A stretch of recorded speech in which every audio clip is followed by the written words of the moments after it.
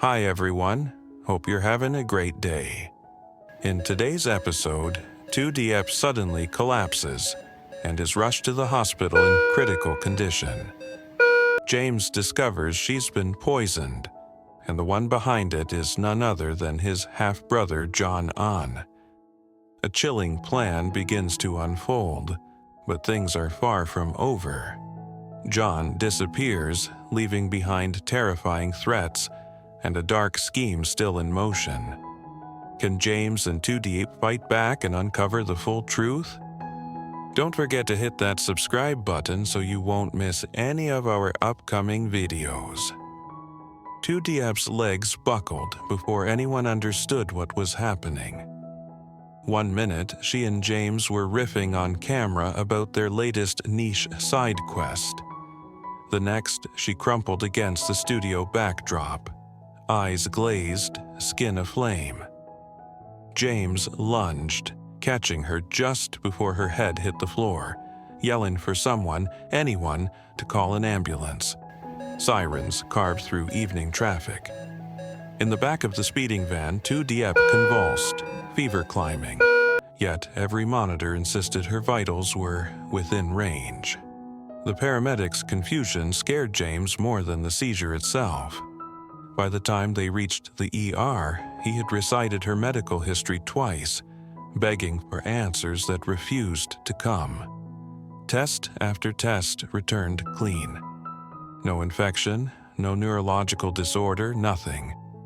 Finally, the attending physician pulled James aside and whispered the word no partner ever wants to hear: poisoning. The symptoms matched a slow-acting neurotoxin. Stealthy, hard to trace, but vicious once it took hold. James's brain short-circuited. Who would hurt Tu Diep? Why target the kindest person he knew? When the toxicology screen revealed a synthetic compound not approved for medical use, the doctor added a chilling detail. It could enter the body only through food or drink. Food or drink. James rewound the last 48 hours. The wrap party pizza, the coffee run, the instant noodles they slurped during a late edit. Then memory sharpened. Yesterday afternoon, after a routine checkup, Tu Diep had complained of dry throat. Someone they trusted had handed her a warm glass of orange juice. A brick of dread settled in James's stomach. That someone was practically family. John An, James's half-brother and longtime collaborator. John had grown up in James's house, helped launch the channel, and knew every password and pantry shelf.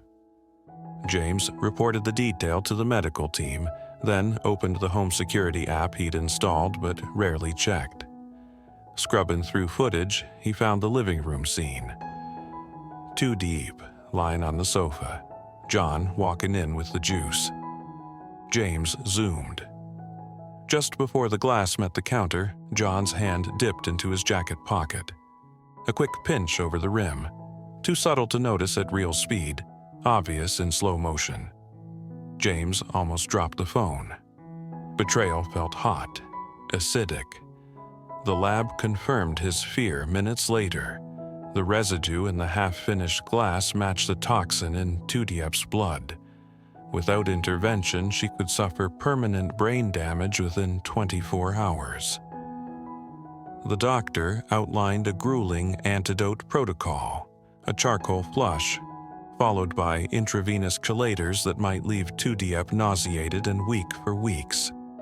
Even then, full recovery was a gamble. James signed every consent form with shaking hands. When the nurses wheeled her to ICU, tubes snaking from both arms, he felt part of himself stay behind on that gurney.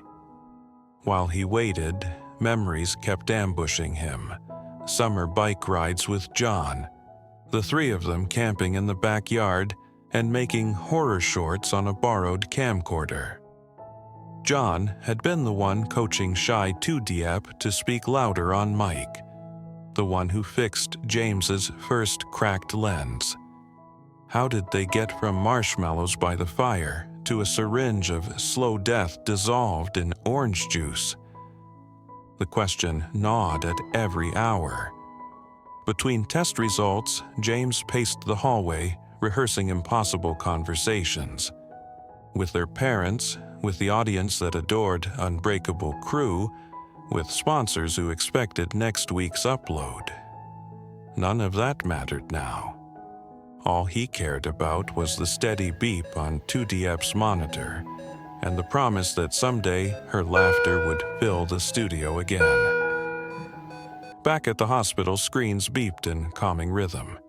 Tu Diep lay motionless, every rise and fall of her chest a fragile miracle. James took her hand. "Hold on, love," he whispered. "I'm not letting him steal another second." Rage crystallized into purpose.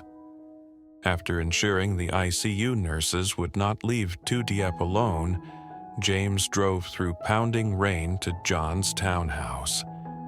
He hadn't planned a speech, only carried the truth like a live wire. John answered on the first knock. No surprise in his eyes, just a weary smile that made James's fists clench. "Why?" James asked, voice steady but frayed. "She loved you like a brother."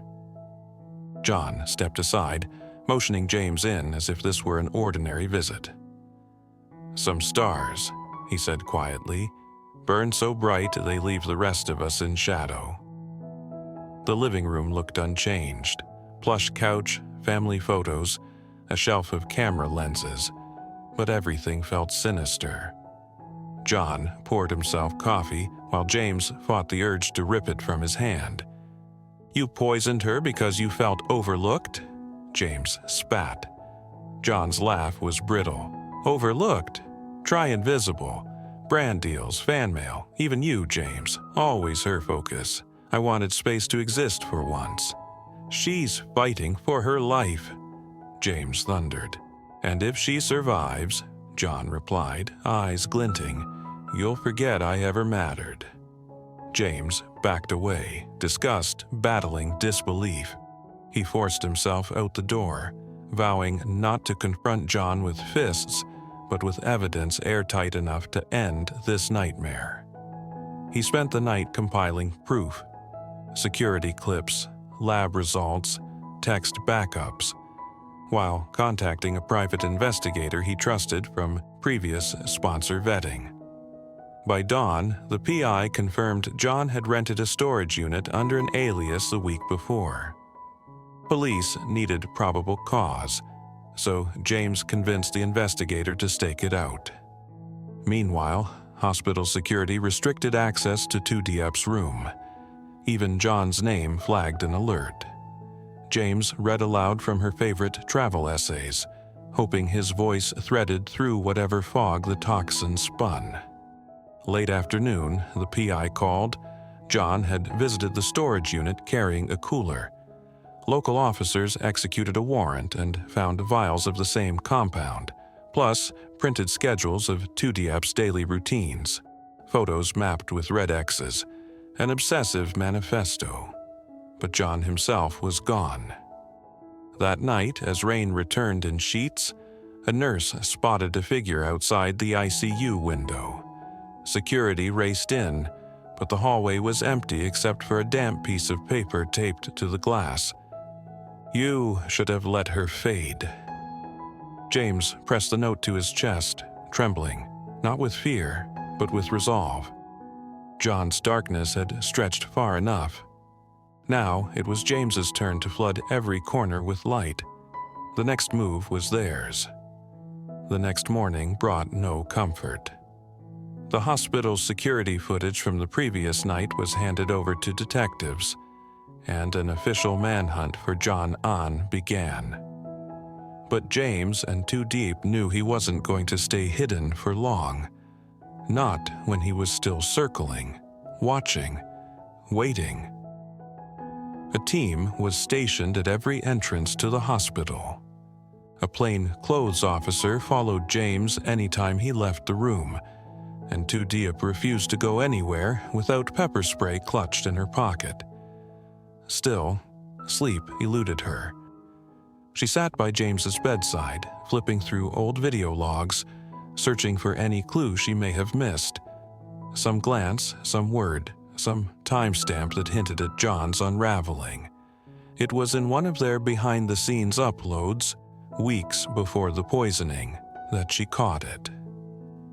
John in the background, standing stiff with a blank stare as James and Tu Diep joked on camera. It was subtle, but the envy radiated off him like static. She had brushed it off back then. Now, she paused the frame, zoomed in. It was the look of a man planning. She handed it to the detectives, who added it to the mounting evidence. Meanwhile, the PI uncovered something far more disturbing. John hadn't just stalked James and Tu Diep. He had paid cash for chemicals on a dark web forum and sent funds to a known fixer, someone who specialized in making people disappear. The scale of it all made Tu Diep dizzy. This wasn't a one-off attack driven by emotion. It was a fully formed campaign, calculated, funded, personal. James, though still weak, grew stronger with each passing day. Physical therapy began slowly, lifting his arms, forming full sentences, standing with help. Tu Diep was there every step, feeding him broth, massaging his hands, whispering encouragement when he felt like giving up. "I keep thinking," James murmured one evening, his voice still hoarse, "what if you drank that juice instead?" Tu Diep froze. She hadn't let herself imagine that scenario. "Then we wouldn't be here," she said, voice low, "and John would have won." He reached for her hand. He still won't. As news of the incident trickled to the public, rumors began circulating.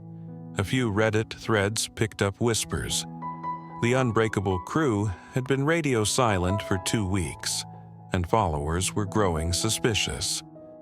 A blurry photo of James being wheeled into the hospital under guard went semi-viral on Twitter. Tu Diep knew it was only a matter of time before someone pieced it together. Before the story, twisted, sensationalized, hit the front page. So she made a choice.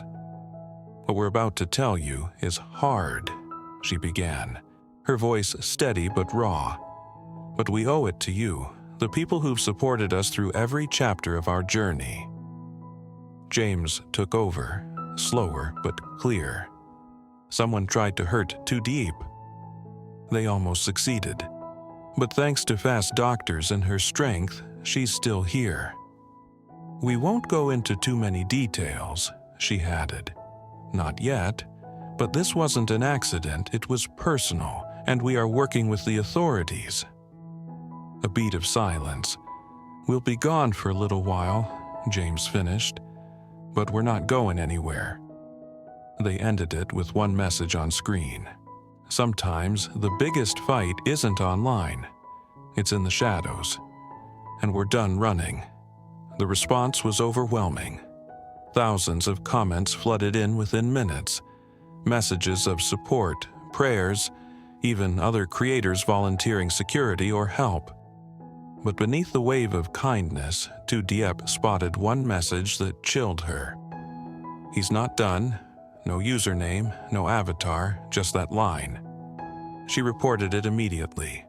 The IP traced back to a VPN, location unknown, could have been a troll, or not. A week later, the PI returned with the final piece of the puzzle. Financial records linked John to a shell company funneling money to an abandoned farm property an hour outside the city. Drones sent overhead captured something disturbing. A small greenhouse setup with heat signatures. No crops, just a laboratory. The police mobilized a SWAT team. When they entered, the place was empty, but what they left behind confirmed everything. More vials of the compound, planning documents, even voice memos John recorded, speaking to himself like a twisted journal. I told him I'd disappear. I told him I'd wait. They think they've beaten me, but they haven't even started playing the real game. A chill crept into Tu Diep's spine. This wasn't revenge anymore. It was obsession. The detectives now considered John a fugitive and a threat not just to James and Tu Diep, but to anyone connected to them. The channel went dark. Appearances were canceled. They changed hotels every few nights, escorted by police at every stop. Still, Tu Diep refused to hide forever. "You want to stay in the shadows?" she whispered one night, staring out of a reinforced window. "Fine, but we'll drag the truth into the light." With James able to walk again, they arranged a press conference. A real one. Cameras, journalists, security all around. They stepped onto the stage, not as entertainers, but as survivors. James spoke first, now firmer. "We're not here as content creators. We're here because someone we trusted tried to kill the person I love." Tu Diep continued, fire behind her eyes. "And because when you're silent about evil, it gets louder. We won't be silent." The media exploded. News anchors picked up the story. Interviews rolled in. And for the first time, the world saw John not as a charismatic collaborator, but a man who crossed a line no one could justify. The last card came days later. A package arrived at the hospital addressed to the Star and his Echo. No return address. Just a box with a single item inside, a broken camera lens, and beneath it, scrawled in red ink, "End of Act 1." Tu Diep stared at it, jaw tight. "This isn't just about us anymore," she said. "He's trying to make it a story, a show." After collapsing from a mysterious illness, Tu Diep is rushed to the hospital where doctors suspect poisoning. James, her partner, discovers through security footage that his half-brother John secretly slipped a toxin into her drink. As Tu Diep fights for her life, James uncovers a deeper plot. John's jealousy and obsession drove him to plan the attack with help from dark web contacts. Evidence mounts, but John vanishes, leaving threatening messages behind. With Tu Diep slowly recovering, they go public, vowing to expose the truth. Their press conference shocks fans and triggers a manhunt. But John isn't done. He sends them a broken camera lens and a chilling message. End of Act 1. Now, Tu Diep and James realize this is more than betrayal. It's a war in the shadows, and the real battle has just begun.